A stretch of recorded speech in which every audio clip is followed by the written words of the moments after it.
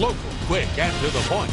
You're watching WDEF News 12 at 7, live in HD, with John Mercer, Amy Katcher, and Chief Meteorologist Patrick Cole. Welcome back. It may be hard to believe, but it's been 50 years since President John F. Kennedy was assassinated, and decades later, there are still questions about his death. This weekend, 48 Hours presents a special on the event called John F. Kennedy 50 Years. And joining me to talk about Saturday Night Special is Chief Washington Correspondent for CBS News, Bob Schieffer. Bob, thanks so much for joining us. First of all, Bob, when this happened, you were actually a reporter at the Fort Worth Star-Telegram. What do you immediately remember about that day 50 years ago?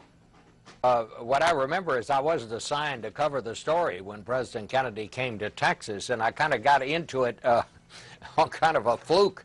I was on the city desk just trying to answer the phones after the president had been shot in Dallas, and a woman called in and said, "Is there anybody there who can give me a ride to Dallas?" And I said, "Lady, you know, we don't run a taxi here, and besides, the president's been shot." And she said, "Yes, I heard on the radio. I think my son is the one they've arrested." Well, it turned out to be Lee Harvey Oswald's mother. I went out to the address that she gave us, and I actually drove her to Dallas that day and interviewed her on the way.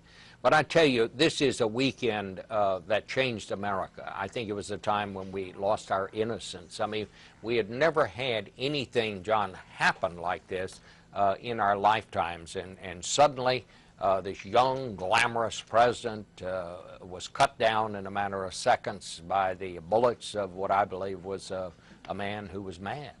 Well, let me ask you this. There's been conspiracy theories for years that Lee Harvey Oswald did not act alone. Are we going to talk about that during the special this Saturday night? Yes, we do, and we go back to tests that have been run. I think the evidence is overwhelming. New computer tests are showing now how the line of the bullet and so forth. I don't think there's any question that Lee Harvey Oswald was the shooter. He was a cold-blooded killer. I've always kept an open mind as to whether, you know, he got help from someone else or encouragement. I still have an open mind, but I have to tell you, up until this point, 50 years later, no one has shown me conclusive evidence that there was anyone involved in this but Lee Harvey Oswald. Well, let me ask you this, Bob. Why do you think there's still so many conspiracy theories then if you say there's no other evidence out there that he acted alone? Because Lee Harvey Oswald was killed by Jack Ruby. I think had he been put on trial, I think a lot of this would have been laid to rest at that point. But because of that, all of these questions were asked. You know, we're still asking questions about the assassination of Abraham Lincoln. We're still asking questions, for that matter, about the assassination of Julius Caesar.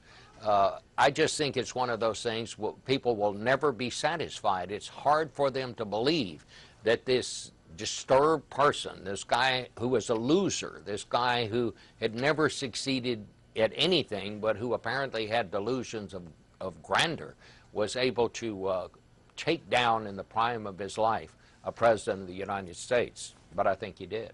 All right, Bob Schieffer, thank you very much. CBS News Chief Washington Correspondent, thank you so much. Again, the special airs this Saturday night at 9 o'clock right here on WDEF News 12. We'll be right back.